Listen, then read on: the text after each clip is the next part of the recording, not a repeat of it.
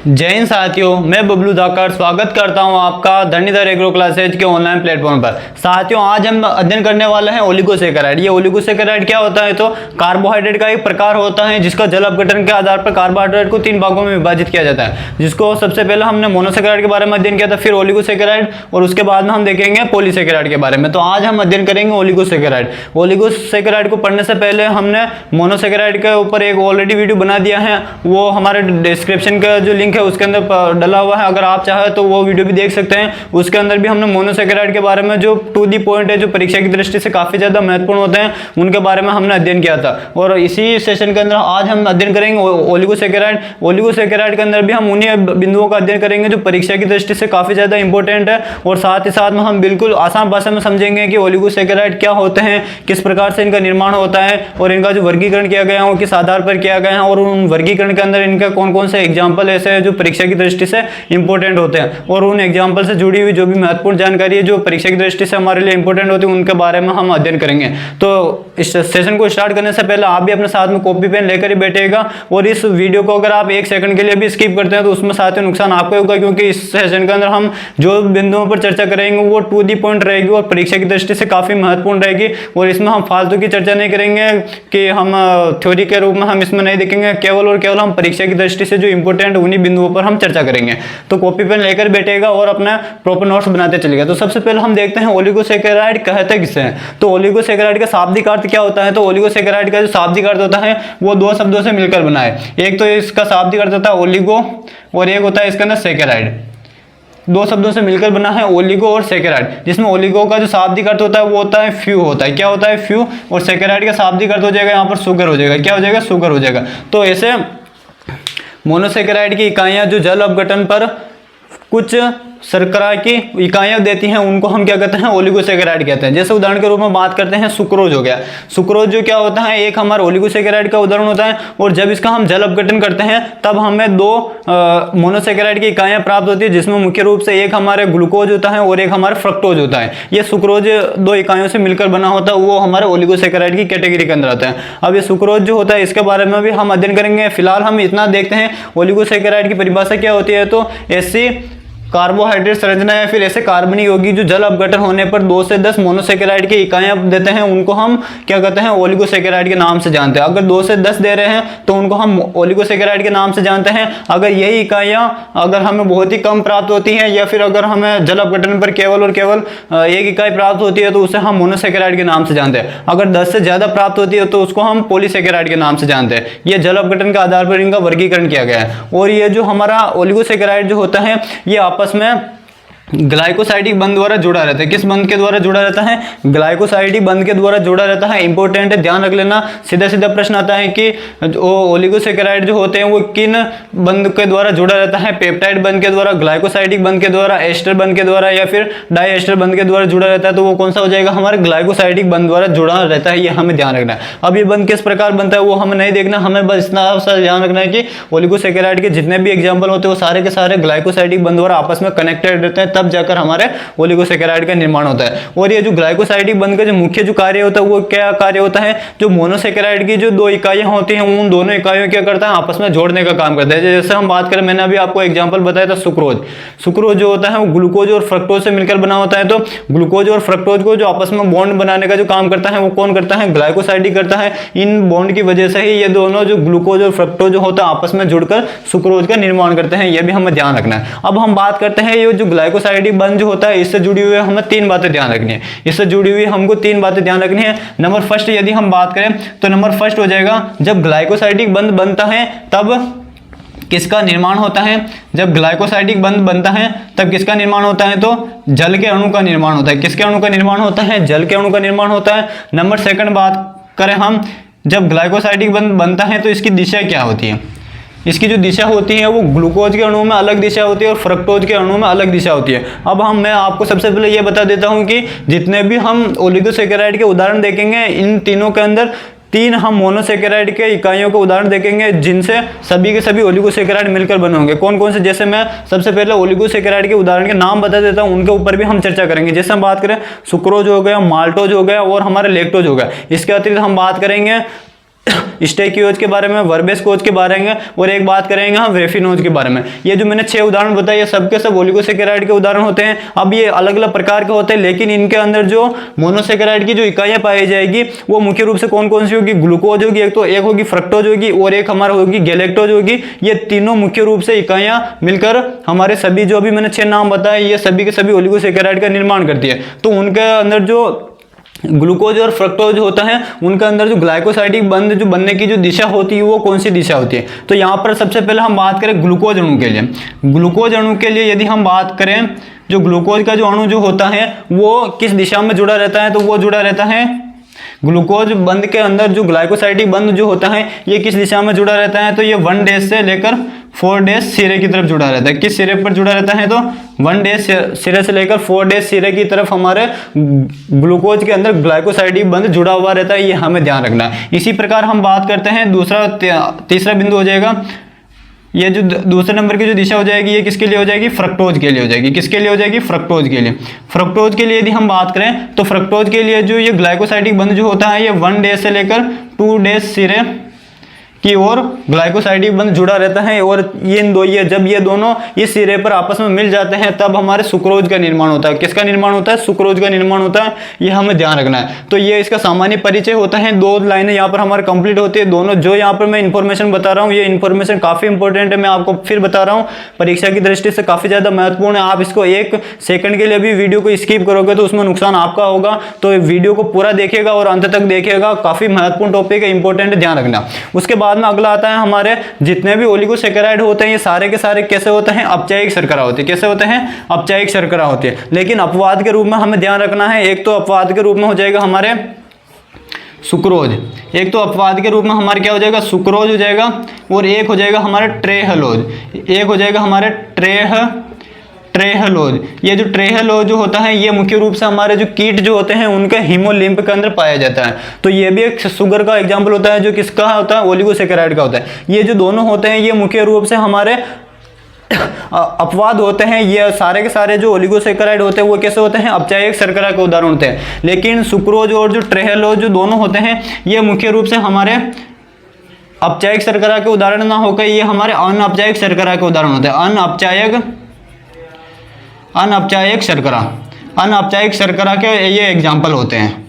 ठीक है, ये हमें ध्यान रखना है। अब हम बात कर लेते हैं अपचायक शर्करा और अनअपचायक शर्करा क्या होती है, जिसको हम इंग्लिश में अपचायक शर्करा को हम मुख्य रूप से रिड्यूसिंग शुगर के नाम से जानते हैं और अनअपचायक को हम नॉन रिड्यूसिंग शुगर के नाम से जानते हैं। जो हमारी अपचायक जो शर्करा होती है ऐसी, इसकी परिभाषा क्या होती है? तो ऐसी शर्करा या ऐसे कार्बनिक यौगिक जो फेलिंग परीक्षण या बेंडिक्ट परीक्षण देते हैं उन यौगिकों को हम क्या कहते हैं? अपचायक शर्करा के नाम से जानते हैं, या फिर ऐसी शर्करा को हम अपचायक शर्करा के नाम से जानते हैं। तो अपचायक शर्करा के परिभाषा क्या हो जाएगी? जो कौन देते हैं? एक तो फेलिंग परीक्षण। कौन सा परीक्षण? फेलिंग, या इसी का दूसरा नाम होता है बेंडिक्ट परीक्षण। कौन सा परीक्षण? बेंडिक्ट परीक्षण। बेंडिक्ट परीक्षण देते हैं। अगर बेंडिक्ट परीक्षण देते हैं तो ऐसी शर्करा को हम क्या कहते हैं? अपचायक शर्करा के नाम से जानते हैं।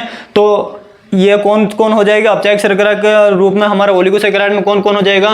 तो हम बात कर लेते हैं। यहाँ पर हमारा हो जाएगा माल्टोज हो जाएगा, माल्टोज। इसके अतिरिक्त हम बात करें माल्टोज हो गया, लैक्टोज हो जाएगा, लैक्टोज, स्टेक्यूओज।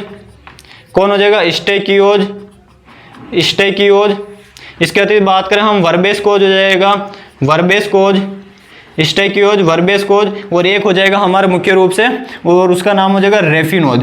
ये जो आपके सामने जो मैंने 5 नाम लिखे हैं ये पांचों के जो पांचों जो होते हैं ये किस प्रकार के होते हैं? ये हमारे पांचों माल्टोज, लैक्टोज, स्टेक्यूओज, वर्बेस्कोज और रेफिनोज ये सब के सब क्या होते हैं? अपचायक शर्करा के उदाहरण होते हैं। लेकिन अपवाद में ध्यान रखना है सुक्रोज और ट्रेहलोज जो होते हैं ये अनअपचायक शर्करा के उदाहरण होते हैं, जो मुख्य रूप से हमारे बेंडिक्ट परीक्षण या फिर जो फेलिंग परीक्षण होते हैं ये नहीं देते हैं। और साथ ही साथ में अनअपचायक शर्करा के और कौन कौन उदाहरण होते हैं? तो इसके अतिरिक्त ध्यान रखना सारे जो हमारे पॉलीसेकेराइड जो होते हैं, सारे पॉलीसेकेराइड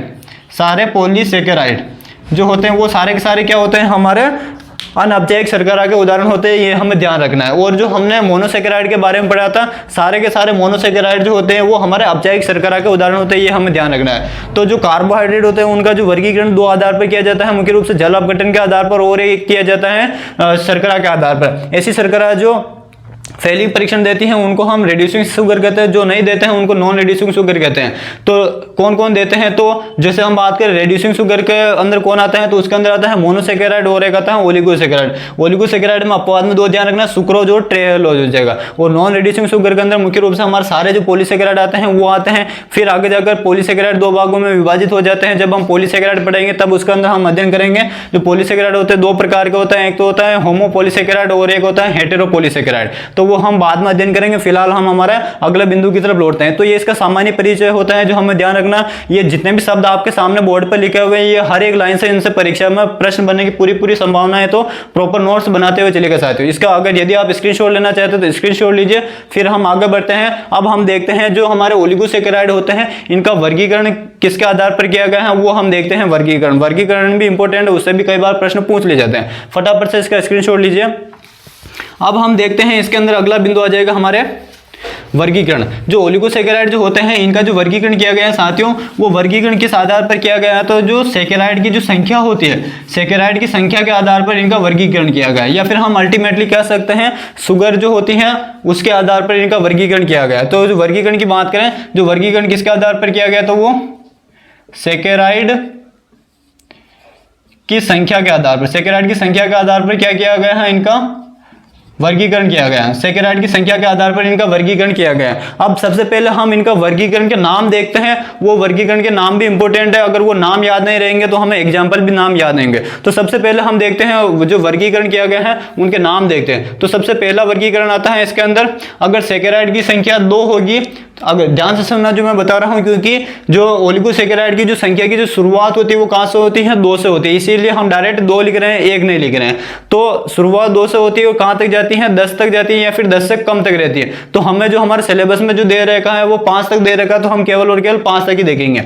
अगर हम बात करें ओलिगोसेकेराइड की संख्या की जो होते हैं वो अगर 2 हैं तो उसको हम डाइसेकेराइड के नाम से जानते हैं। किस नाम से जानते हैं, डाइसेकेराइड के नाम से जानते हैं। अगर ओलिगोसेकेराइड की संख्या की बात करें तो जिसमें 2 संख्या होगी तो उसको हम कहते हैं डाइसेकेराइड। अगर हम बात करें नंबर सेकंड पर, अगर 3 संख्या है हमारे सेकेराइड की तो उसको हम ट्राइसेकेराइड के नाम से जानते हैं। किस नाम से जानते हैं, ट्राइसेकेराइड के। अगर 3 संख्या है तो ट्राइसेकेराइड के नाम से जानेंगे उसको, ट्राइसेकेराइड। अगर हम बात करें नंबर थर्ड पर, अगर सेकेराइड की संख्या 4 है तो उसको हम टेट्रा सेकेराइड के नाम से जानते हैं। अगर सेकेराइड की संख्या 4 है तो उसको हम टेट्रासेकेराइड के नाम से जानते हैं। नंबर 4 की बात करें, अगर सेकेराइड की संख्या 5 है तो उसको हम पेंटासेकेराइड के नाम से जानते हैं। किस नाम से जानते हैं, पेंटासेकेराइड के नाम से जानते हैं। अगर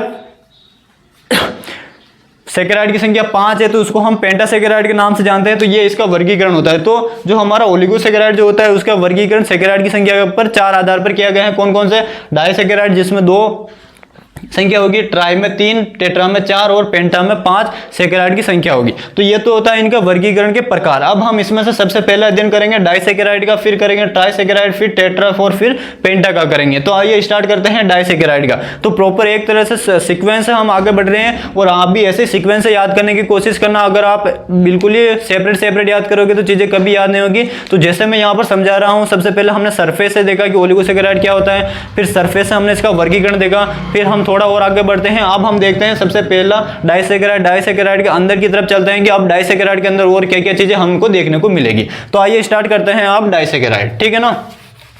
तो यदि हम डाइसेकेराइड की बात करें तो डाइसेकेराइड के अंदर बात करें यहाँ पर, तो डाइसेकेराइड के अंदर जो संख्या होगी वो कितनी होगी, इसके अंदर 2 मोनोसेकेराइड की, इसके अंदर क्या होगी, 2 मोनोसेकेराइड की संख्या होगी। इसके अंदर मोनोसेकेराइड की जो मोनोसेकेराइड नहीं, इसमें मोनोसेकेराइड की कितनी इकाइयां होगी वो हमें ध्यान रखना है, क्योंकि अल्टीमेटली जब इनका जल अपघटन होगा तो हमें क्या प्राप्त होगा, हमें मोनोसेकेराइड की इकाइयां प्राप्त होगी। तो जब डाइसेकेराइड का हम जल अपघटन करते हैं तब हमें कितनी मोनोसेकेराइड की इकाइयां प्राप्त होती है, तो 2 मोनोसेकेराइड की इसके अंदर क्या प्राप्त होती है, हमें इकाइयां प्राप्त होती हैं। 2 मोनोसेकेराइड की इसके अंदर हमको इकाइयां प्राप्त होती है, ये हमें ध्यान रखना। उसी को हम क्या कहते हैं, डाइसेकेराइड के नाम से जानते हैं। अब हम देखते हैं सबसे पहले इसके अंदर कौन कौन से ऐसे एग्जांपल हैं जो डाइसेकेराइड के अंदर रखे जा सकते हैं। तो इसके अंदर मुख्य रूप से कौन कौन आता है, तो सबसे पहले आता है हमारे सुक्रोज। कौन आता है इसमें, हमारे सबसे पहले सुक्रोज आता है। दूसरा आता है इसके अंदर माल्टोज, कौन आता है, माल्टोज। इंपॉर्टेंट है ये जो मैं लिखा रहा हूँ सारे के सारे इंपॉर्टेंट, ध्यान रखना। सुक्रोज, माल्टोज, इसके बाद में आ जाएगा हमारे लैक्टोज, कौन आ जाएगा, लैक्टोज। और इसके बाद में लास्ट में आ जाएगा हमारे ट्रेहलोज, ट्रेहलोज, ठीक है ना। ये जो चारों जो होते हैं ये मुख्य रूप से हमारे डाइसैकेराइड के एग्जाम्पल होते हैं। अब हम इसके अंदर देखते हैं कि जो हमारे मुख्य रूप से सुक्रोज, माल्टोज, लैक्टोज, ट्रेहलोज के अंदर जो 2 मोनोसैकेराइड की इकाइयां कौन कौन सी होती है उनके बारे में हम अध्ययन करते हैं। तो सबसे पहला आता है हमारे इसके अंदर सुक्रोज। सुक्रोज के बारे में मैंने आपको पहले ही बताया था, जो सुक्रोज जो होता है किस किस से मिलकर बना होता है। तो इसके अंदर एक तो क्या होगा, ग्लूकोज का अणु होगा, एक तो ग्लूकोज का अणु, और प्लस एक होगा इसके अंदर फ्रक्टोज। क्या होगा, फ्रक्टोज। तो ये ग्लूकोज और फ्रक्टोज की 2 इकाइयों से आपस में ग्लाइकोसाइडिक बंध द्वारा आपस में ये जुड़े रहते हैं और जुड़कर किसका निर्माण करते हैं, सुक्रोज का। तो प्रश्न यह आएगा कि निम्न में से सुक्रोज किन 2 मोनोसैकेराइड इकाइयों से जुड़ा हुआ रहता है। तो वो रहता है ग्लूकोज और फ्रक्टोज से जुड़ा हुआ रहता है। इसी प्रकार बात करते हैं हम माल्टोज। जो माल्टोज जो होता है ये आपस में 2 ग्लूकोज इकाइयों से जुड़ा रहता है। तो ये इसके अंदर माल्टोज में क्या क्या हो जाएगा, glucose plus glucose, glucose plus glucose से ये मिलकर बना होता है। किस किस से मिलकर बना होता है, ग्लूकोज प्लस ग्लूकोज की 2 इकाइयों से मिलकर जो शर्करा बनी होती है वो कौन होती है, माल्टोज होती है। इसी प्रकार बात करें लैक्टोज, तो जो लैक्टोज जो होता है ये ग्लूकोज, ये किस किस से मिलकर बना होता है, तो ग्लूकोज प्लस गैलेक्टोज, गैलेक्टोज से मिलकर बना होता है। ये हमें ध्यान रखना है। तो मैंने आपको जब सेशन स्टार्ट किया था तब मैंने आपको बीच में एक लाइन बोला था, मैं आपको बताई थी कि सारे के सारे जो ओलिगोसैकेराइड होंगे उनके अंदर जो मोनोसैकेराइड की जो इकाइयां होगी वो 3 इकाइयां होगी। कौन कौन सी होगी,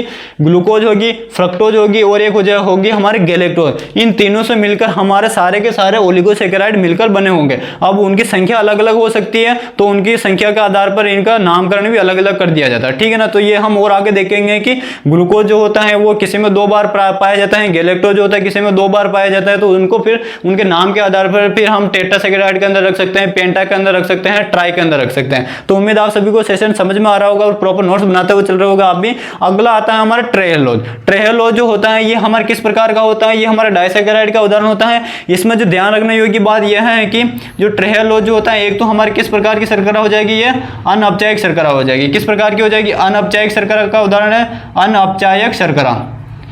एक तो इसके अंदर ध्यान रखने योग्य बात है अनअपचायक शर्करा का उदाहरण होता है, और दूसरा हो जाएगा ये कहाँ पर पाया जाता है। तो ये जो ट्रेहलोज जो होता है ये कहाँ पर पाया जाता है, तो ये मुख्य रूप से हमारे जो कीट जो होते हैं, कीट में हीमोलिम्फ में पाया जाता है। कीट के जो हीमोलिम्फ होते हैं वहां पर कौन सी शर्करा मिलती है हमको, तो वो मिलती है हमें ट्रेहलोज मिलती है। ये हमें ध्यान रखना है। तो उम्मीद है आप सभी को समझ में आ गया होगा कि डाइसैकेराइड के अंदर हमें किन किन एग्जाम्पल को ध्यान रखना है और किन इकाइयों से मिलकर बने होते हैं। अब हम देखते हैं, ये तो पर्टिकुलर हमने एग्जाम्पल के बारे में अध्ययन किया। अब हम पर्टिकुलर एक एक एग्जाम्पल को देखते हैं कि जैसे सुक्रोज जो होता है ये सुक्रोज कहाँ पर पाया जाता है, किस में पाया जाता है, और सुक्रोज से जुड़ी हुई और कौन कौन सी अन्य बातें हैं जो हमें ध्यान रखनी है, जो जिनसे सीधे सीधे प्रश्न पूछे जा सकते हैं, तो उनके बारे में हम अध्ययन करते हैं। तो ये हो गया हमारा सरफेस। सबसे पहले नाम देखे थे, फिर सरफेस से हमने डाइसैकेराइड के बारे में देखा कि इसके अंदर कौन कौन से एग्जाम्पल आते हैं। अब हम थोड़ा और आगे बढ़ के इनके डीप से अध्ययन करते हैं कि इनके अंदर और कौन कौन सी बातें हमें ध्यान रखनी है जो परीक्षा की दृष्टि से इंपॉर्टेंट है। इसका यदि आप स्क्रीनशॉट लेना चाहते हैं तो फटाफट से स्क्रीनशॉट लीजिए, फिर हम आगे बढ़ते हैं, ठीक है। तो अगला जो हमारे इसके अंदर जो बिंदु हो जाएगा वो हो जाएगा कौन सा, सुक्रोज, ठीक है। अब हम सुक्रोज के बारे में देखते हैं कि सुक्रोज के अंदर हमें कौन कौन बातें ध्यान रखनी है। तो सुक्रोज के अंदर मुख्य रूप से हमें 2-3 बातें ध्यान रखनी है। पहला तो किन किन से मिलकर बना होता है, ग्लूकोज और फ्रक्टोज से मिलकर बना होता है, ठीक है। अब बात करते हैं जो सुक्रोज जो होता है यह मुख्य रूप से किस प्रकार की शर्करा है, तो यह हमारे अनअपचायक शर्करा है। किस प्रकार की शर्करा है, अनअपचायक शर्करा है। किस प्रकार की शर्करा है, अनअपचायक शर्करा, यानी कि ये मुख्य रूप से हमारे बेंडिक्ट और फेलिंग परीक्षण नहीं देती, ये हम पहले भी देख चुके हैं। उसके बाद में आता है जो सुक्रोज जो होता है ये किस में पाया जाता है, किन किन में पाया जाता है, तो मुख्य रूप से जो हमारा जो गन्ना जो होता है, गन्ना व एक तो गन्ना व चुकंदर, गन्ना व जो चुकंदर की जो फसल होती है उसके अंदर कौन सी शर्करा पाई जाती है, तो वो कौन सी पाई जाती है, सुक्रोज पाई जाती है। कौन सी पाई जाती है, सुक्रोज पाई जाती है। ये हमें ध्यान रखना, ठीक है ना। इंपॉर्टेंट है कि हो सकता है परीक्षा में प्रश्न आ जाए कि निम्न में से किस फसल के अंदर सुक्रोज की मात्रा सर्वाधिक पाई जाती है, तो वो कौन से में पाया जाता है, गन्ने व चुकंदर में पाया जाता है, हमें ध्यान रखना है। अब हम बात करते हैं जो सुक्रोज जो होता है इससे जुड़ी हुई हमें 3 बातें और ध्यान रखनी है, उनसे भी कई बार परीक्षा में प्रश्न पूछ लिए जाते हैं। जो सुक्रोज जो होता है ये मुख्य रूप से इससे पहले हम ग्लूकोज की बात कर लेते हैं। ग्लूकोज की यदि बात करें तो पादपों में एक क्रिया होती है प्रकाश संश्लेषण की। पादप में जो प्रकाश संश्लेषण की जो क्रिया होती है, इससे हमारा सुक्रोज का कनेक्शन होता है, ये ध्यान रखना है हमको, ठीक है ना। इसकी यदि हम बात करें तो प्रकाश संश्लेषण की क्रिया के दौरान जो मुख्य जो उत्पाद बनता है, मेन जो उत्पाद बनता है, उस उत्पाद का नाम क्या होता है? ग्लूकोज होता है। क्या होता है? ग्लूकोज होता है। प्रकाश संश्लेषण, ध्यान से सुनना, प्रकाश संश्लेषण क्रिया के दौरान जो बनने वाला जो मुख्य उत्पाद होता है वो तो क्या होता है? ग्लूकोज होता है। अब ये ग्लूकोज कहां पर बनता है? पत्तियों में बनता है, क्योंकि पत्तियों के अंदर प्रकाश संश्लेषण की क्रिया होती है। हालांकि जहां जहां पर हरा भाग होता है वहां पर सब में प्रकाश संश्लेषण की क्रिया होती है, तो जहां पर हरा भाग है वहां पर प्रकाश संश्लेषण की क्रिया के दौरान क्या बन रहा है? ग्लूकोज का अणु बन रहा है हमारा, ठीक है। तो अब ये ग्लूकोज का अणु पत्तियों में बन रहा है, मोस्टली पत्तियों में बनता है। अब मान लो हमें ऊर्जा की आवश्यकता है, पौधों की जो जड़ें होती है वहां पर हमें ऊर्जा की आवश्यकता है, तो अब क्या होगा? ग्लूकोज को ऊर्जा देनी है तो जड़ों तक उसको पहुंचना पड़ेगा, और जड़ों तक पहुंचने के लिए वो कोई ना कोई मार्ग तो अपनाएगा। तो किस मार्ग से जाएगा? तो फ्लोएम के माध्यम से जाएगा। पौधे के अंदर दो प्रकार के ऊतक, संवहनी ऊतक होते हैं, एक तो जाइलम होता है, एक होता है फ्लोएम।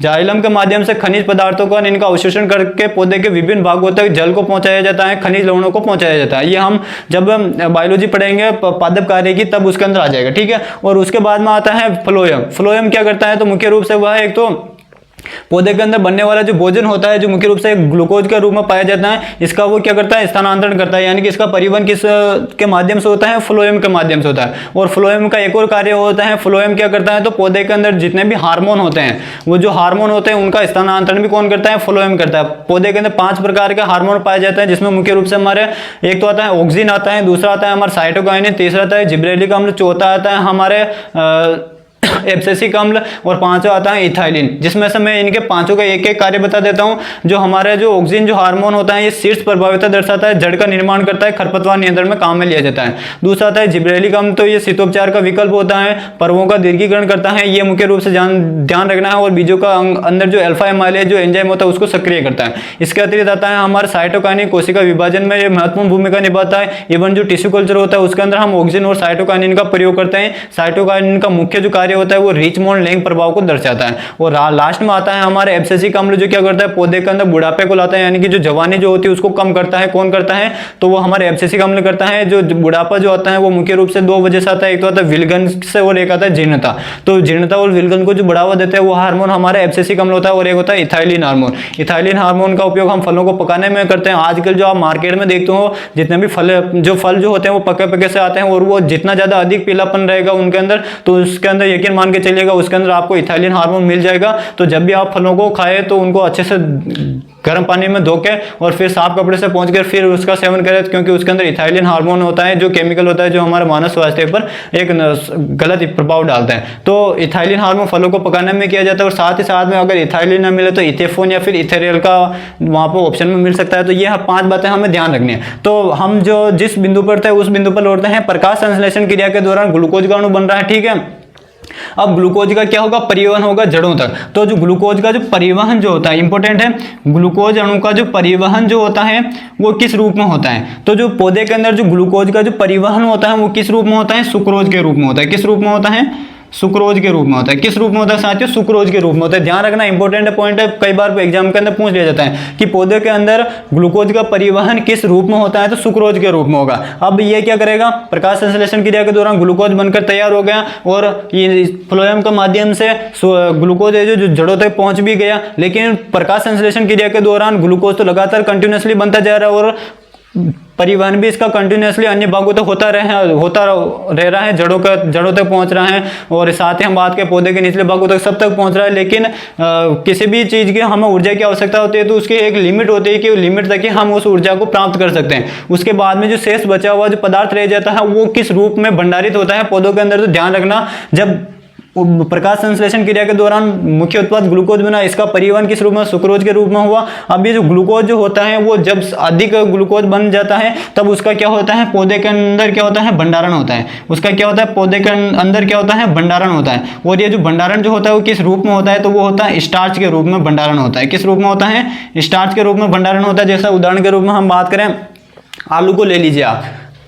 आलू के अंदर ये आप आसानी से समझ सकते हो, आलू जो होता है वो जमीन के अंदर लगता है। तो होता है क्या? जैसे हम उदाहरण के रूप में बात करें, पौधे आलू की जो पत्तियां थी वो प्रकाश संश्लेषण की क्रिया करने के दौरान ग्लूकोज का निर्माण किया। ग्लूकोज का निर्माण करने के बाद में जड़ों को पोषक तत्व या फिर उनको वाष्पोत्सर्जन क्रिया, या फिर हम बात करें ये जो हमारा जल होता है, खनिज पोषक तत्व होता है, उनका अवशोषण करने के लिए ऊर्जा की आवश्यकता थी, तो उनको ऊर्जा किस रूप में मिल गई, सुक्रोज के रूप में मिल गए। अब अधिक मात्रा में जब वहां पर ऊर्जा पहुंच जाती है तो वो क्या करते हैं, स्टोर करने लग जाते हैं। तो स्टोर जो होता है वो किस रूप में होता है, स्टार्च के रूप में होता है। इसीलिए कहा जाता है आलू के अंदर स्टार्च की मात्रा बहुत अधिक मात्रा में पाई जाती है। और जब हम उपवास करते हैं या फिर कोई भी हम व्रत करते हैं, तब हम जो ज्यादातर जो खिचड़ी विचड़ी बनाते हैं उसके अंदर किसका प्रयोग करते हैं, हम एक तो करते हैं स्टार्च का उपयोग करते हैं, या फिर हम आलू का उपयोग करते हैं, या फिर हम जो लौकी जो होती है उसका प्रयोग करते हैं, क्योंकि उन दोनों के अंदर क्या होता है, स्टार्च की मात्रा बहुत ही ज्यादा मात्रा में पाई जाती है। ये हमें ध्यान रखना है। तो तीनों प्रश्न इंपॉर्टेंट है। प्रश्न सीधा सीधा यहीं से आता है कि प्रकाश संश्लेषण क्रिया के दौरान बनने वाला मुख्य उत्पाद ग्लूकोज होता है,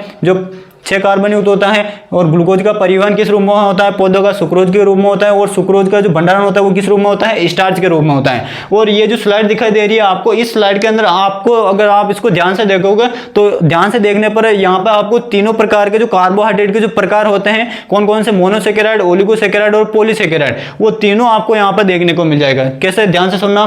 ग्लूकोज जो होता है हमारा क्या होता है, मोनोसेकेराइड का उदाहरण होता है, जिसका सूत्र होता है C6H12O6। ठीक है। इसी प्रकार हम बात करें सुक्रोज का, अभी हमने देखा सुक्रोज जो होता है डाइसेकेराइड के अंदर आता है। ओलिगोसेकेराइड का उदाहरण होता है जो ग्लूकोज और फ्रक्टोज से मिलकर बना होता है। और स्टार्च जो होता है ये एक हमारा पॉलीसेकेराइड होता है। क्या होता है, पॉलीसेकेराइड होता है। तो कनेक्शन आपको इससे भी मिल गया है कि जो कार्बोहाइड्रेट के अंदर जो जल अपघटन पर हमें जो मोनोसेकेराइड की इकाइयां प्राप्त होती है, वो चाहे इधर से प्राप्त हो चाहे इधर से प्राप्त हो, ये सभी आपस में क्या होती रहती है, इंटरचेंज होती रहती है, यानी कि आपस में परिवर्तित होती रहती है। उम्मीद आप सभी को अच्छे से समझ में आ गया होगा कि हमें डाइसेकेराइड के अंदर कितने बिंदु ध्यान रखना है, सुक्रोज के अंदर तो 5 बिंदु ध्यान रखने। कौन कौन से, पहले किससे मिलकर बना है, ग्लूकोज, फ्रक्टोज से। अनौपचारिक शर्करा होती है, किसमें पाया जाता है, तो गन्ने में पाया जाता है, चुकंदर में पाया जाता है, ध्यान रखना है। और नोट डाल के ध्यान से रखना, प्रकाश संश्लेषण क्रिया के दौरान बनने वाला मुख्य उत्पाद ग्लूकोज परिवहन सुक्रोज के रूप में होता है, और भंडारण किस रूप में होता है, स्टार्च के रूप में होता है, ध्यान रखना है। और यहीं पर ध्यान रखना, यहाँ पर मैं नोट डाल के लिख देता हूं, मानव के अंदर जब हम, मानव या फिर मनुष्य में जो हमारा जो ग्लूकोज जो होता है, जैसे हम भोजन के रूप में हमने गेहूं की रोटी खाई या फिर चावल खाए, खिचड़ी खाए, कुछ भी हमने खाया, उनका सेवन किया, तो वो जैसे हमारे शरीर में जाता है और जब हमें ऊर्जा की जितनी आवश्यकता होती है तो हमारा शरीर ले लेता है, माइटोकॉन्ड्रिया से उसका अपचयन होता रहता है, अपघटन होता रहता है। लेकिन जब अत्यधिक मात्रा में ऊर्जा हमारे शरीर में चली जाती है तो मानव में वो जो शरीर के अंदर जो ऊर्जा जाती है वो किस रूप में भंडारित रहती है, किस रूप में भंडारित रहती है, तो वो रहती है हमारे किस रूप में रहती है, ग्लाइकोजन के रूप में रहती है। कहां पर रहती है, ग्लाइकोजन के रूप में ये भंडारित रहती है। ये हमें ध्यान रखना है, कहां किस रूप में रहती है, ग्लाइकोजन के रूप में भंडारित रहती है। इसी कारण से ग्लाइकोजन को ही जंतु स्टार्च के नाम से भी जाना जाता है। इंपॉर्टेंट है, ध्यान रखना जो मैं शब्द बता रहा हूं, जो ग्लाइकोजन जो होता है इसी को किस नाम से जाना जाता है, जंतु स्टार्च के नाम से जाना जाता है। पादप स्टार्च का नाम से तो केवल स्टार्च को जाना जाता है, लेकिन जंतु स्टार्च के नाम से किसको जाना जाता है, तो वो ग्लाइकोजन को जाना जाता है। ये हमें ध्यान रखना है। और एक सूक्ष्म जीव होता है कवक। कवक जो होता है उसके अंदर भी जो भोजन जो होता है वो किस रूप में संचित रहता है, तो ग्लाइकोजन के रूप में संचित रहता है। ये हमें ध्यान रखना है। और मानव में किस भाग के अंदर ग्लाइकोजन संचित रहता है, तो जो यकृत जो होता है, जो लीवर जो होता है, वहां पर हमारे ये ग्लाइकोजन भंडारित रहता है। इसी को हम, जो ग्लाइकोजन होता है इसी को हम किस नाम से जानते हैं, जंतु स्टार्च के नाम से जानते हैं। किस नाम से जानते हैं, जंतु स्टार्च के नाम से जानते हैं। इसीलिए मैंने आपको शुरू में कहा था, इस वीडियो के अंदर आपका हर एक सेकंड बहुत ज़्यादा कीमती है हमारे लिए। इसलिए हम ये पूरी कोशिश कर रहे हैं कि आपको जो भी कंटेंट उपलब्ध करवाएं वो बिल्कुल सटीक और परीक्षा की दृष्टि से महत्वपूर्ण हो। तो इसी के साथ में हमारे जो सुक्रोज जो होता है वो यहाँ पर कंप्लीट होता है। इसका यदि आप स्क्रीनशॉट लेना चाहते हो फटाफट से स्क्रीनशॉट लीजिए। उसके बाद में हम आगे बढ़ते हैं। अब हम देखते हैं दूसरा प्रकार देखते हैं, हम देखते हैं लैक्टोज के बारे में हम अध्ययन करते हैं। फटाफट से इसका स्क्रीनशॉट लीजिए। अगला जो हमारा बिंदु हो जाएगा वो क्या हो जाएगा, लैक्टोज हो जाएगा। ठीक है ना, उदाहरण नंबर 2 हो जाएगा और उसका क्या नाम हो जाएगा, लैक्टोज। लैक्टोज से भी हमें 4-5 बिंदु ध्यान रखने जो परीक्षा के अंदर कई बार प्रश्न पूछ लिए जाते हैं। तो अगला जो हो जाएगा वो हो जाएगा कौन सा, लैक्टोज।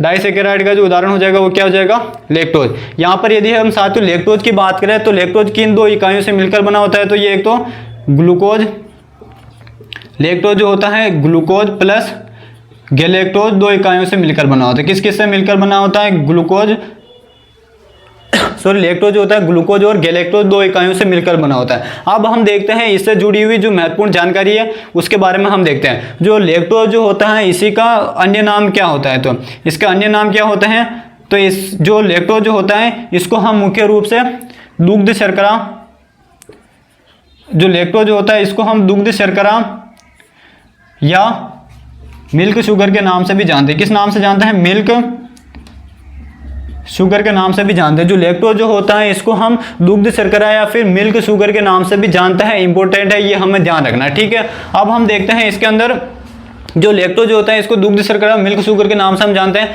अब हम देखते हैं ये जो लैक्टोज जो होता है इसके लिए हम इसको बात करें, ये इसकी उपस्थिति कहाँ कहाँ पर होती है, इसकी उपस्थिति कहाँ कहाँ पर होती है। जैसा हमने देखा था जो सुक्रोज जो होता है, सुक्रोज को हम मुख्य रूप से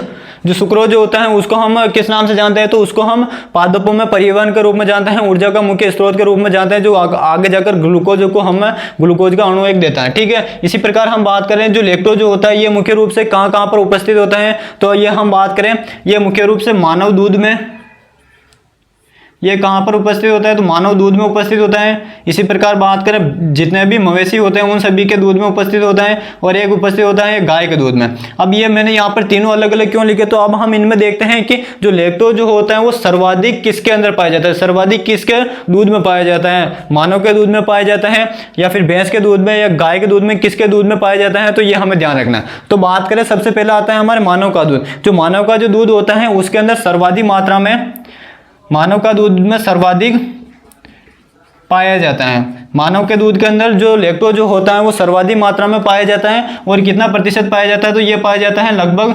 6.98% पाया जाता है, जिसको हम शॉर्ट में 7% भी कह सकते हैं, ठीक है ना। सर्वाधिक मात्रा में पाया जाता है, और कितना प्रतिशत पाया जाता है? तो 6.98% पाया जाता है, या फिर ये अप्रोक्सीमेटली 7% के आसपास है, ठीक है। अब हम बात करते हैं जितने भी मवेशी होते हैं, जैसे हम बात करें गाय हो गई, भैंस हो गई, भेड़ हो गई, बकरी हो गई, इनका जो दूध होता है इनके दूध में सर्वाधिक मात्रा में किस में पाया जाता है लैक्टोज? तो वो पाया जाता है हमारे भैंस के दूध में, और कितना पाया जाता है? तो ये पाया जाता है लगभग 5.48% के आसपास ये पाया जाता है, ये हमें ध्यान रखना है। और जो गाय का जो दूध होता है उसके अंदर कितना पाया जाता है? तो ये पाया जाता है 4.98% के आसपास पाया जाता है, जिसको हम अप्रोक्सीमेटली 5% के आसपास कह सकते हैं, ठीक है। तो ये दोनों तीनों जो प्रश्न है काफी ज्यादा इंपॉर्टेंट है। सबसे पहला प्रश्न होता है कि निम्न में से किसके अंदर सर्वाधिक लैक्टोज पाया जाता है? तो ऑप्शन के अनुसार दे रखा होगा मानव का दूध दे रखा है, भैंस या गाय जो भी दे रखा है तो उसके अनुसार किस में हो जाएगा? मानव के दूध में कितना होता है? लगभग 7% के आसपास। ओवरऑल मवेशियों की बात करें तो मवेशियों में किसके अंदर पाया जाता है? भैंस के दूध में लगभग 5.48%, और गाय में कितना पाया जाता है? तो 4.98% के आसपास पाया जाता है, ये हमें ध्यान रखना, ठीक है। इसके बाद में हम थोड़ा और आगे बढ़ते हैं। लैक्टोज से संबंधित एक दो प्रश्न और हैं जो परीक्षा के अंदर पूछ लिए जाते हैं, उनके बारे में हम अध्ययन कर लेते हैं। ये जो लैक्टोज जो होता है इसको और क्या कहा जाता है? तो जो लैक्टोज जो होता है इसको मुख्य रूप से सबसे न्यूनतम मीठी शर्करा कहा जाता है। सबसे न्यूनतम मीठी शर्करा कौन सी होती है? तो वो हो जाएगी हमारे लैक्टोज। कौन हो जाएगा? लैक्टोज हो जाएगा, ये हमें ध्यान रखना। हमने ओवरऑल 3 चीज पढ़ी थी। सबसे पहले हमने जब मोनोसेकेराइड पढ़ा था तब मैंने वहां पर बताया था सबसे मीठी शर्करा कौन होता है? तो वो हो जाएगा हमारे फ्रक्टोज। कौन हो जाएगा? सबसे न्यूनतम मीठी शर्करा तो हो जाएगी हमारे, यहां पर लिख देता हूं मैं, हो जाएगा हमारे कौन? लैक्टोज। कौन हो जाएगा? लैक्टोज, ठीक है। और यहीं पर हम बात करते हैं सबसे अधिकतम मीठी शर्करा कौन हो जाएगा? तो वो हो जाएगा हमारे फ्रक्टोज। सबसे मीठी शर्करा कौन होती है? फ्रक्टोज, जिसको हम फ्रूट शुगर के नाम से भी जानते हैं। ये फलों के अंदर सबसे अधिक मात्रा में पाई जाती है। ये तो ओवरऑल कार्बोहाइड्रेट के अंदर हो जाएगी। अगर आपसे पूछे कि सर्वाधिक रासायनिक पदार्थ कौन सा है जो मीठा होता है, तो वो हो जाएगा, कौन हो जाएगा? थोमेटिन हो जाएगा। कौन हो जाएगा? थोमेटिन। कौन हो जाएगा? थोमेटिन। सर्वाधिक मीठा रासायनिक पदार्थ कौन होता है? तो थोमेटिन हो जाएगा। जो कहाँ से प्राप्त होता है? ये एक हमारे जीवाणु से प्राप्त किया जाता है। कहाँ से प्राप्त होता है? ये हमको एक जीवाणु से प्राप्त होता है, और उस जीवाणु का नाम क्या है? तो थोमेटिन के आधार पर ही याद रखिएगा, थोमेटोकोकस एक जीवाणु होता है जिसमें सबसे अधिक मीठा रासायनिक पदार्थ पाया जाता है, और उसका क्या नाम होता है? थोमेटिन होता है। ये हमें ध्यान रखना है, ठीक है। और ये जो थोमेटिन जो होता है ये कितने गुना मीठा होता है? जो गन्ने का जो रस होता है उससे कितना गुना मीठा होता है? तो जो गन्ने का रस जो होता है उससे लगभग 1600 गुना ये ज़्यादा मीठा होता है, ये हमें ध्यान रखना है। तो तीनों प्रश्न यहाँ पर कंप्लीट होते हैं। सबसे न्यूनतम मीठी शर्करा कौन होता है? हमारा लैक्टोज। सबसे अधिकतम मीठी शर्करा कौन होता है? फ्रक्टोज। और सबसे अधिक रासायनिक मीठा पदार्थ कौन होता है? तो थोमेटिन जीवाणु से प्राप्त होता है, थोमेटोकोकस से, और 1600 गुना ज्यादा ये मीठा होता है हमारे गन्ने के रस, ये हमें ध्यान रखना। और इससे पहले मैंने आपको सुक्रोज पढ़ाया था ना, सुक्रोज के अंदर 3 बिंदु और ध्यान रखना। सुक्रोज जो होता है उसी को हम क्या कहते हैं? गन्ने की शर्करा के नाम से भी जानते हैं। सुक्रोज जो होता है उसको हम उसमें लिख लेना। अब जो मैं 3 नाम बता रहा हूँ, गन्ने की जो शर्करा होती है सॉरी सुक्रोज जो होती है उसको हम गन्ने की शर्करा के नाम से जानते हैं, उसी को हम रसोई की शर्करा के नाम से जानते हैं, उसी को हम व्यापारिक शर्करा के भी नाम से जानते हैं। ये ध्यान रखना, ठीक है ना। यहाँ पर मैं लिख देता हूँ, इधर लिख देता हूँ सुक्रोज। सुक्रोज जो होता है इसी को गन्ने व्यापारिक, गन्ने सुक्रोज को क्या कहा जाता है? गन्ने व्यापारिक व रसोई की शुगर कहते हैं। ये भी इंपॉर्टेंट है, ध्यान रखना। हो सकता है एग्जाम में ऑप्शन के रूप में आ जाए कि सुक्रोज को निम्न में से क्या कहा जाता है? तो गन्ने की व्यापारिक और रसोई की जो शुगर होती है वो किसको कहा जाता है? सुक्रोज को कहा जाता है। ये हमें ध्यान रखना। अब लास्ट हम चर्चा करते हैं जो लैक्टोज जो होता है, इसके अंदर जो जो गैलेक्टोज जो इकाई होती है इसका एक महत्वपूर्ण रोल होता है नवजात बच्चों के अंदर, तो उससे भी प्रश्न पूछ लिया जाता है, तो वो हम देख लेते हैं। ग्लूकोज के अंदर लैक्टोज के अंदर जो हमारे जो गैलेक्टोज जो होता है, लैक्टोज के अंदर जो गैलेक्टोज जो इकाई पाई जाती है इसका मुख्य कार्य क्या होता है? इसका मुख्य कार्य की यदि हम बात करें, जो नवजात जो शिशु होते हैं, नवजात शिशुओं का अंदर यदि हमें ब्रेन को डेवलप करना है, मस्तिष्क विकास करना है, तो कौन सी शुगर काम आती है? तो वो कौन आता है? हमारे गैलेक्टोज आता है। कौन काम आता है? गैलेक्टोज काम आता है। तो नवजात शिशु में मस्तिष्क विकास में सहायक, मस्तिष्क विकास में सहायक, मस्तिष्क विकास में क्या होता है? सहायक होता है कौन? गैलेक्टोज। इसलिए आपने सुना होगा बचपन में, जैसे हम बात करें मवेशियों की, पशुओं की बात करें, तो जैसे ही गाय का बछड़ा या फिर गाय जो बछड़ा हो जाता है तब उसको लगभग जो गाय का जो बछड़े के जन्म के बाद में जो दूध होता है उसको हम खीस के नाम से जानते हैं। किस नाम से जानते हैं? खीस के नाम से जानते हैं। और वो जो खीस होती है बछड़े को लगभग 2 माह तक पिलानी चाहिए। तो उसके अंदर जो खीस जो होती है उसके अंदर मुख्य रूप से हमारे जो ग्लूकोज और गैलेक्टोज की मात्रा बहुत ही ज्यादा मात्रा में पाया जाता है। इसीलिए ग्लूकोज जो होता है ये तो उसको ऊर्जा देने का काम करता है, और जो गैलेक्टोज जो होता है वो क्या करता है? उसका मस्तिष्क का विकास ज्यादा करता है। इसी प्रकार हम बात करें, मानव की बात करें, जब बच्चे का जन्म हो जाता है, नवजात शिशु का जन्म हो जाता है, तब माँ का जो दूध होता है वो तो माँ के दूध में उपस्थित जो ग्लूकोज जो होता है वो क्या करता है? बच्चे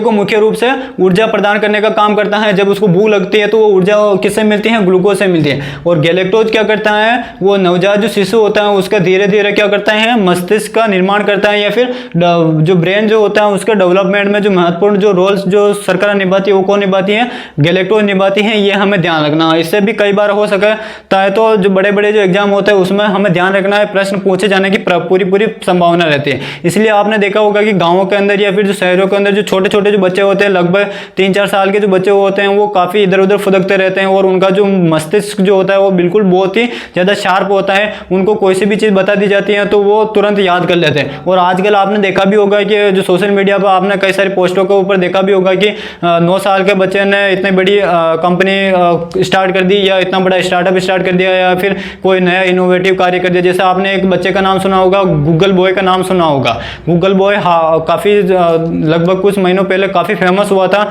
जो उसकी उम्र तो बहुत ही कम थी, लेकिन उसका जो ब्रेन था जो वो बहुत ही शार्प था। तो जो ब्रेन जो शार्प होता है वो किसकी वजह से होता है? मुख्य रूप से हमारे ये गैलेक्टोज की वजह से होता है। इसलिए कहा जाता है जो माँ का जो दूध होता है वो एक अमृत के समान होता है। इसलिए हमें ये मुख्य रूप से बातें ध्यान होनी चाहिए कि लैक्टोज से संबंधित कौन कौन से प्रश्न परीक्षा की दृष्टि से इंपॉर्टेंट होते हैं। तो आपके सामने ये जो स्लाइड के ऊपर जितने भी शब्द लिखे हुए हैं इनमें से एक भी चीज आपके बिल्कुल फालतू की नहीं है। ये सारी की सारी परीक्षा की दृष्टि से काफी ज्यादा इंपॉर्टेंट है। तो प्रॉपर नोट्स बनाते हुए चलिएगा, ठीक है। तो ये होता है हमारा डाइसैकेराइड के अंदर लैक्टोज, यहाँ पर हमारे कंप्लीट होता है। इसका यदि आप स्क्रीनशॉट लेना चाहते हैं तो स्क्रीनशॉट लीजिए। उसके बाद में हम अंतिम जो बचा हुआ है उसके बारे में हम अध्ययन करते हैं। अंतिम तौर पर हमारा बचा हुआ माल्टोज होता है, उसके बारे में हम अध्ययन कर लेते हैं। फटाफट से इसका स्क्रीनशॉट लीजिए आप।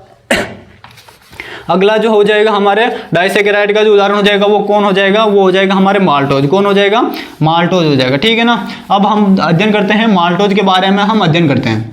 ये थोमेटिन ध्यान रखना इंपॉर्टेंट है, परीक्षा में पूछ लिया जाता है प्रश्न। अगला जो एग्जाम्पल हो जाएगा वो हो जाएगा कौन, माल्टोज। कौन हो जाएगा, माल्टोज। माल्टोज की यदि हम बात करें तो जो माल्टोज जो होता है ये 2 ग्लूकोज की इकाइयों से मिलकर बना होता है। ग्लूकोज किन किन से मिलकर बना होता है, तो ये ग्लूकोज प्लस ग्लूकोज से मिलकर बना होता है। किस किस से मिलकर बना होता है, तो ग्लूकोज प्लस ग्लूकोज से ये मिलकर बना होता है, ये हमें ध्यान रखना है। अब हम बात करते हैं माल्टोज को और किस नाम से जाना जाता है। जो माल्टोज जो होता है इसको हम माल्ट शुगर के नाम से भी जानते हैं। किस नाम से जानते हैं, माल्ट शुगर के नाम से भी जाना जाता है। इसको किस नाम से जाना जाता है, माल्ट शुगर के नाम से इसको जाना जाता है। ये जितने भी मैंने तीनों के उपनाम जो बताए हैं इंपॉर्टेंट है, ध्यान रखना, कई बार ये उपनाम से प्रश्न पूछ लिया जाता है। तो माल्टोज को किस नाम से जाना जाता है, माल्ट शुगर के नाम से भी जाना जाता है। अब हम बात करें जो माल्टोज जो होता है ये हमें कहाँ से प्राप्त हो सकता है, तो जो माल्टोज जो होता है जब हमारा स्टार्च जो होता है, जो अभी हमने देखा था पादपों के अंदर जो ग्लूकोज का जो भंडारण होता है वो किस रूप में होता है, स्टार्च के रूप में होता है, ठीक है ना। तो स्टार्च का यदि हम क्या करते हैं, जल अपघटन करते हैं, स्टार्च का यदि हम जल अपघटन करते हैं, स्टार्च का यदि हम क्या करते हैं, जल अपघटन करते हैं, तब हमें क्या प्राप्त होता है, तब हमें माल्टोज प्राप्त होता है। क्या प्राप्त होता है, माल्टोज प्राप्त होता है, ठीक है। अब जो माल्टोज जो होता है इसका जल अपघटन जो होता है वो किस एंजाइम की उपस्थिति में होता है, तो वो होता है अल्फा अमाइलेज एंजाइम की उपस्थिति पर होता है। किसकी वजह से होता है ये, या तो एमाइलेज एंजाइम कह दीजिए या फिर अल्फा एमाइलेज कह दीजिए, दोनों एक ही होते हैं। तो स्टार्च का जल अपघटन किस एंजाइम की उपस्थिति में होता है, अल्फा एमाइलेज या फिर एमाइलेज की उपस्थिति में होता है, और हमें क्या प्राप्त होता है, माल्टोज प्राप्त होता है। और जब हम माल्टोज का जल अपघटन करते हैं, माल्टोज का जल अपघटन करने पर हमें एक तो ग्लूकोज की इकाई एक प्राप्त होती है अलग, और दूसरी हो जाएगी हमें दूसरे ग्लूकोज की इकाई प्राप्त होती है। तो ये हमें ग्लूकोज की इकाई प्राप्त होती है। और माल्टोज जो होता है ये ग्लूकोज में बदलता है, तो किस एंजाइम से बदलता है, तो माल्टेज एंजाइम की उपस्थिति में बदलता है। किस एंजाइम की उपस्थिति में बदलता है, माल्टेज एंजाइम की उपस्थिति में बदलता है, ये हमें ध्यान रखना। तो माल्टोज से केवल 3 ही प्रश्न बनते हैं। पहला बनता है इसका किन 2 इकाइयों से मिलकर बना होता है, इसका उपनाम क्या होता है, माल्ट शुगर, और इसको हम कहाँ से प्राप्त कर सकते हैं, तो स्टार्च से एमाइलेज एंजाइम की उपस्थिति में जल अपघटन कराने पर माल्टोज और माल्टेज एंजाइम से हमें 2 ग्लूकोज की इकाइयाँ प्राप्त होती है। तो इस चेन के अंदर भी आपको मुख्य रूप से तीनों प्रकार के सेकेराइड दिखाई दे रहे हैं। मोनोसेकेराइड भी हमें ग्लूकोज, माल्टोज, हमारा ओलिगोसेकेराइड, और स्टार्च जो हो जाएगा वो हमारे पॉलीसेकेराइड हो जाएगा। अब हम आगे बढ़ते हैं। यहाँ पर हमारे जो डाइसेकेराइड जो होते हैं, यहाँ पर सारे के सारे डाइसेकेराइड कंप्लीट होते हैं। इसीलिए जो हमारा ओलिगोसेकेराइड है इसमें जो सबसे ज्यादा जो परीक्षा की दृष्टि से जो इंपॉर्टेंट जो वर्गीकरण है वो कौन सा हो जाएगा, डाइसेकेराइड हो जाएगा। और डाइसेकेराइड के अंदर जो हमने वर्गीकरण देखा वो काफी इंपॉर्टेंट है, परीक्षा की दृष्टि से इंपॉर्टेंट है, चाहे वो थ्योरेटिकल एग्जाम हो चाहे फिर वो हमारे ऑब्जेक्टिव टाइप वाला जो भी प्रतियोगी परीक्षा के अंदर आता है वो हो, उसमें से सीधे इसमें से प्रश्न देखने को मिल जाते हैं। यदि स्क्रीनशॉट लेना चाहते हो तो स्क्रीनशॉट लीजिए, उसके बाद में हम अगला वर्गीकरण देखते हैं। अब अगला जो वर्गीकरण होगा वो कौन सा हो जाएगा, हमारे ट्राइसेकेराइड, और उसके बाद में आ जाएगा हमारे टेट्रा, और लास्ट में आ जाएगा पेंटा। तो इन तीनों वर्गीकरण को देखने से पहले मैं आपको ये क्लियर कर देता हूं कि जो हम तीनों अब देखेंगे, डाइसेकेराइड हमने देख ही लिया, ट्राई, टेट्रा और पेंटा, इन तीनों के अंदर आपको 3 शब्द कॉमन मिलेंगे। सबसे पहला मिलेगा ग्लूकोज, गैलेक्टोज और फ्रक्टोज,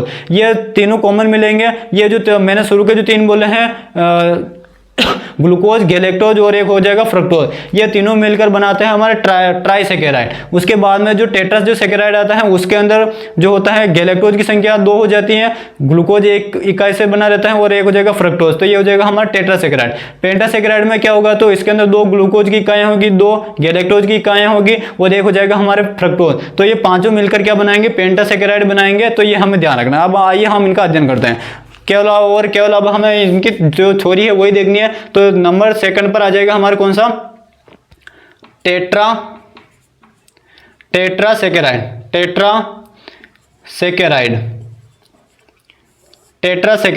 टेट्रासेकेराइड के यदि हम बात करें इसका उदाहरण कौन हो जाएगा, तो इसका जो एग्जांपल हो जाएगा वो हो जाएगा रेफिनोज। कौन हो जाएगा, रेफिनोज।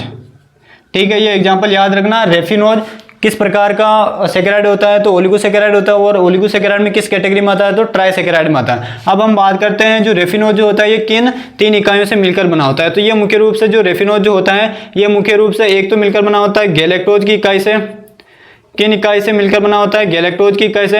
एक मिलकर बना होता है ये ग्लूकोज की इकाई से, और एक मिलकर बना होता है ये फ्रक्टोज की इकाई से। किससे मिलकर बना होता है? फ्रक्टोज की इकाई से। ठीक है, तो इसका सामान्य रूप हो जाएगा क्या?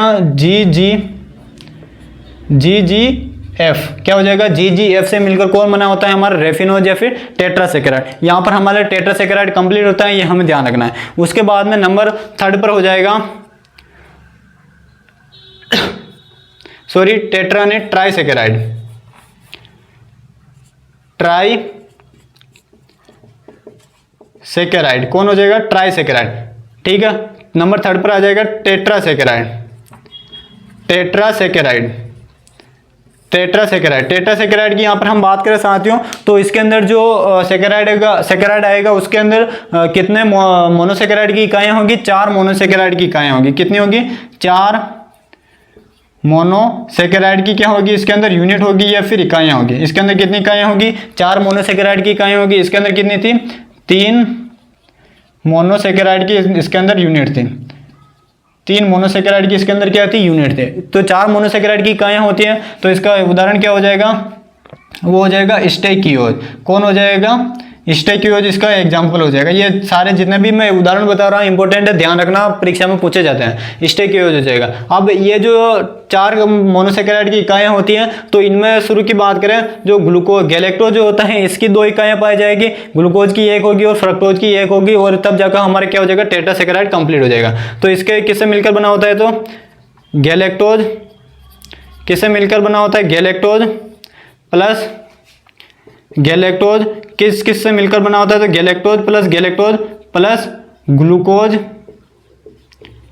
ग्लूकोज प्लस फ्रक्टोज से मिलकर बना होता है। किस से मिलकर बना होता है? गैलेक्टोज ग्लूकोज और फ्रक्टोज से मिलकर बना होता है। ठीक है ना, ये हमें ध्यान रखना है। तो इसको हम इन शॉर्ट लिख सकते हैं 2G + G + F। क्या हो जाएगा? 2G + G + F। ये याद करने का तरीका है, ये पूरा याद नहीं होता, आप जो मैं कोष्टक में लिख रहा हूँ ना, ये वाला याद कर लेना। शुरू में याद करना है G + G + F, ठीक है। उसके बाद में 2G + G + F, और उसके बाद में क्या हो जाएगा? अगला जो हो जाएगा वो कौन सी हो जाएगी? हमारे सेकेराइड, वो हो जाएगी नंबर 4 पर हो जाएगी हमारे पेंटासेकेराइड। क्या हो जाएगा? पेंटासेकेराइड। कौन सी सेकेराइड हो जाएगी? पेंटासेकेराइड की यहाँ पर हम बात करें तो पेंटासेकेराइड में मुख्य रूप से क्या हो जाएगा? इसके अंदर 5 क्या होगा? मोनोसेकेराइड की इसमें क्या होगी? इकाइयाँ होगी। क्या होगी? 5 मोनोसेकेराइड की इकाइयाँ होगी। और इसका यदि हम साथ ही उदाहरण की बात करें तो उदाहरण इंपॉर्टेंट है, हो जाएगा वर्बेस कोज। कौन हो जाएगा? वर्बेस कोज। कौन सा कोज हो जाएगा इसके अंदर? वर्बेस कोज हो जाएगा। ठीक है ना, ये ध्यान रखना है। अब हम बात करते हैं जो पेंटासेकेराइड जो होता है वो मोनोसेकेराइड की 5 इकाइयों से मिलकर बना होता है। तो कौन कौन सी? तो शुरू की 2 तो ये हो जाएगा, इसके अंदर ग्लूकोज की संख्या बढ़ जाएगी, फ्रक्टोज सिंगल रहेगा, ध्यान रखना। ठीक है ना, तो ये हो जाएगा गैलेक्टोज। किस से मिलकर बना होता है? तो गैलेक्टोज